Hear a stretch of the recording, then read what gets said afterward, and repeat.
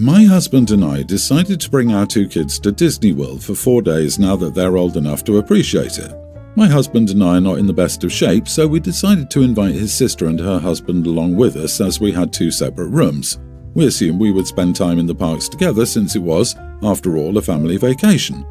On the first day in the park, we all did a few attractions together, but then when we went to bring the kids to meet some characters, she said she and her husband had other things in the park they wanted to do and would meet back up with us. We didn't see them until dinner after we watched fireworks together and then went back to the hotel. On the second day, we went to Epcot. They stuck around with us until the afternoon, but then split up with us again to drink around the world. When we met up with them for dinner, they were clearly very tipsy in front of the kids, very immature. When we returned to the hotel that night, I knocked on their door after the kids were asleep. I asked them if they were going to spend any time with the family on this vacation and told them running around an amusement park with kids all day is exhausting and we could use help. She claimed the time they spent with us was enough, but they wanted to do their own thing too. She made a rude comment that she didn't take days off work to be our babysitter. The next 2 days we didn't speak to them at all. They did their own thing and we did ours with our kids. We didn't see them again until the flight home, which was awkward. I was so upset that they ruined the experience for our kids, who were looking forward to spending time with their aunt, that when I got home I wrote an email to our immediate family about the experience and at the end told them this was the reason we would be going low contact with sister-in-law. I included sister-in-law in the email, sent it and went to sleep. I woke up to many angry texts from my husband's family calling me ridiculous. I just assumed she would spend time with the family on a family vacation. Clearly she doesn't value family. Am I the idiot?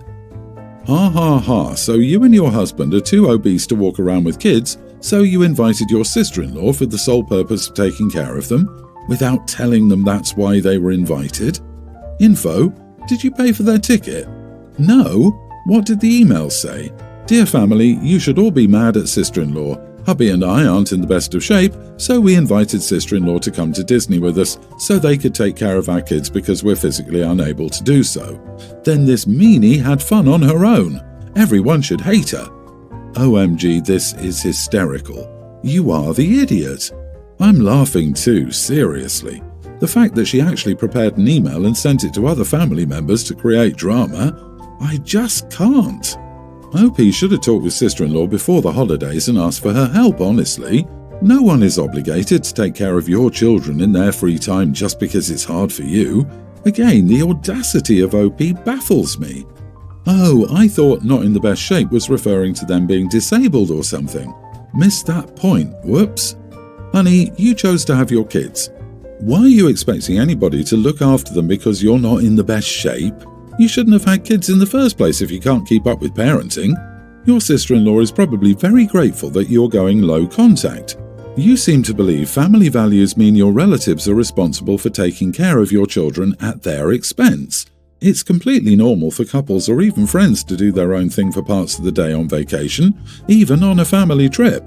Your sister-in-law is right. You invited them to essentially help with babysitting without letting them know, LOL, and then get butthurt when they spend a little bit of time doing adult things. You have kids, they don't. You then ruined your own time and made them spend less of their vacay with you because you confronted them about it. A real piece of work. Also, who the heck just fires off an email like that and includes the person they're complaining about? I can't stop laughing. I am so curious about what the email could possibly have said. I'm just imagining being the in-laws and waking up to that email. LMAO. I, male 29, work in an office building. I've been working here for around 3 years. There's not much more needed context, I think. One of my co-workers, female 35, is pregnant with her first baby.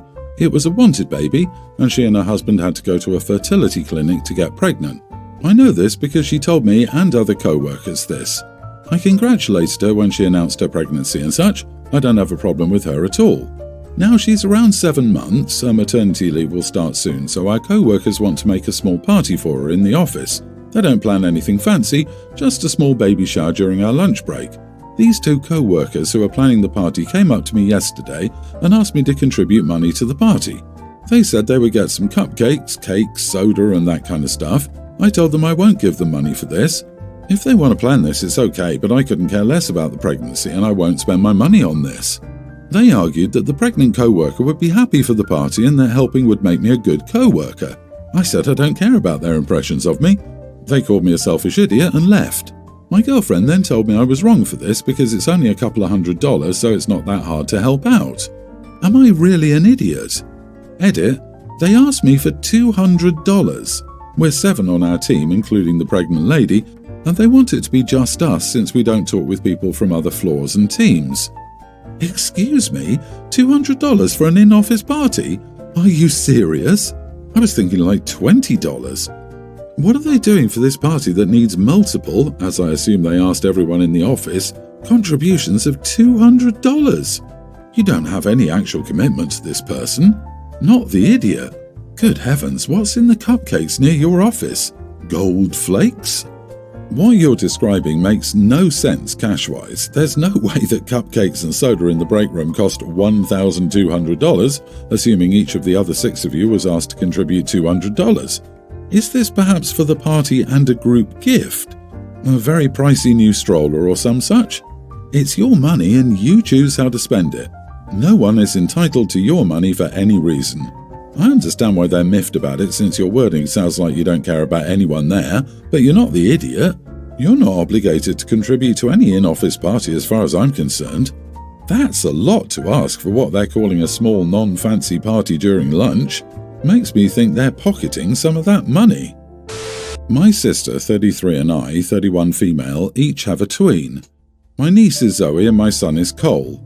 Zoe and Cole are very close. Zoe's dad was my childhood best friend. He and my sister got married a couple of years before Zoe was born and he died when she was 4 weeks old. After that, my sister needed help, so I had Zoe with me during the day because I was home while my boyfriend at that time, and now husband, worked. So Cole and Zoe have grown up very close and are like siblings more than cousins. The name Ruby has been brought up a few times over the years. Cole told me Ruby was mean to one of the kids in his friend group. Another time I heard from Cole and Zoe that Ruby got into trouble for pouring water over a bunch of kids' lunches, including theirs. Another time she made fun of a child who started wearing glasses and didn't get cool ones but more bulky ones because the parents couldn't afford something more stylish. There were other times her name was brought up as well. About 2 years ago, my sister mentioned she was dating someone and said she didn't know if it was serious or not. Then, a year ago, she introduced him to everyone and his daughter, Ruby. My sister remarried 4 months after introducing them to everyone. Zoe and Cole were not happy. Ruby wasn't happy either, but wasn't saying anything to me about it directly. My sister was aware of the issues with Ruby and the fact that there were some long-standing bad feelings there. She wasn't deterred by this, and instead, she tried to pretend they were all new to each other and attempted to get Zoe and Cole to include Ruby in their play, and for them to be the 3 musketeers instead of 2 peas in a pod. Zoe told her mom it would never happen and that Ruby didn't belong in the family. She got punished harshly for that. Cole told my sister he didn't like Ruby, and just because he was Ruby's stepmom now, it didn't change anything. My sister looked for me to back her up and tell him it changed everything, but I didn't. She told me I should have had her back. A few days went by, and then she told me we needed to talk, and said I needed to support getting the kids to bond, because she has no extended family and she's having a rough time in school. I asked my sister what she meant by that. She was reluctant to say. I wondered if her husband was getting calls about how Ruby treats other kids. She didn't deny it. I told her she couldn't erase what Zoe and Cole thought of Ruby, and she needed to accept that Ruby hasn't proven to be a friend to them, and they have more history with her being mean to others than her being her stepdaughter. She said they're tweens and have so much more room to grow. I told her this was true, but you can't ask people to like someone who's mean to them and their friends. My sister said I'm being too hard on Ruby, and I was an idiot for defending Ruby being excluded. Not the idiot. Your sister and her husband need to face up and deal with Ruby and her behavioral issues before trying to force her onto Zoe and Cole. If Ruby continues on this path, she'll go from being a mean little girl to being a mean adult. She obviously has issues that need to be addressed, and maybe a therapist could assist her. Until then, your sister needs to back off trying to force the whole happy family scenario, or the other kids will just dislike and resent her more. As I told the principal, who tried to make my nice kids play with the class bully, her having no friends is a direct consequence of her behavior. You have to help her get whatever help she needs to be a good person, and my children do not have to play with her. You forcing them makes you a bully too. I will not tolerate anyone who forces my children to engage in behaviors or situations that make them uncomfortable. That's a dangerous precedent to set for many reasons. End of story. Your sister is the idiot. Yep, just because it's easier to police well-behaved kids doesn't mean that's what's going to fix the problem. Ruby isn't having a rough time in school, she's running a one-girl terror campaign. The other kids aren't going to bond with her or be able to stop her. What's going to be more likely is Zoe is going to get blamed for Ruby's behavior as her sister. So be prepared for your niece basically moving in with you. My sister remarried 4 months after introducing them to everyone. That was a mistake by itself. Your sister is a massive idiot. How long did you basically raise her kid? Did she even talk to Zoe about any of this? You should not have your sister's back here. You should be protecting your kids. I, 23 female, have 3 kids, a toddler girl and a toddler boy, and my youngest son is an infant.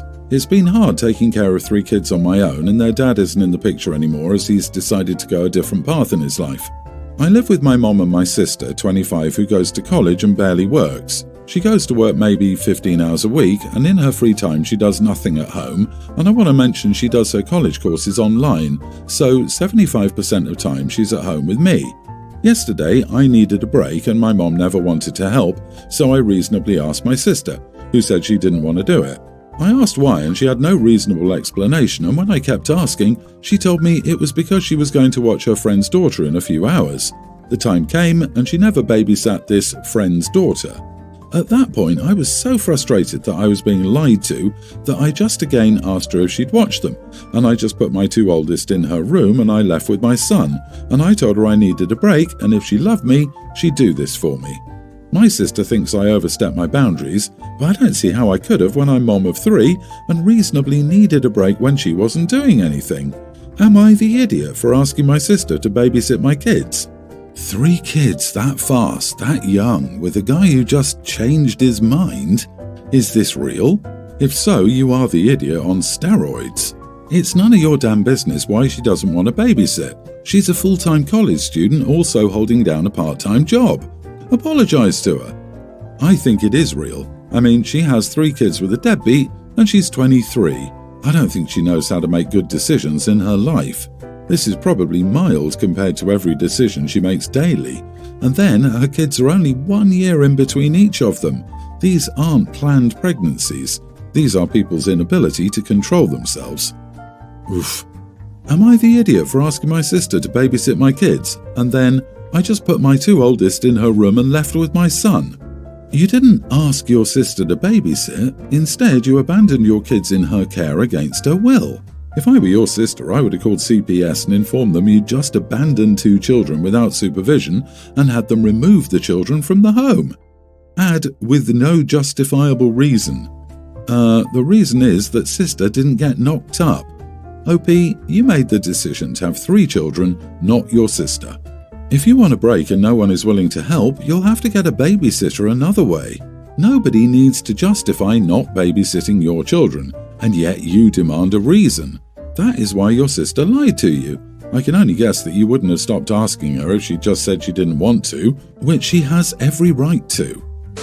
This is a tough take, no matter how you spin it, but I'm not entirely convinced I'm in the wrong. Now, my wife is a cat person, I'm a dog person. She has 3 cats, and I have a dog. I interact with her cats and think they're pretty cool, though it's taken them a while to warm up to me. In contrast, she truly doesn't like my dog, for reasons that are justified. I simply have a higher patience and tolerance level, whereas my wife expects perfect listening skills, which is unrealistic. Though I'm willing to admit she's never asked me to rehome her outside of one occurrence a while ago, which was said out of frustration. Now on to the issue.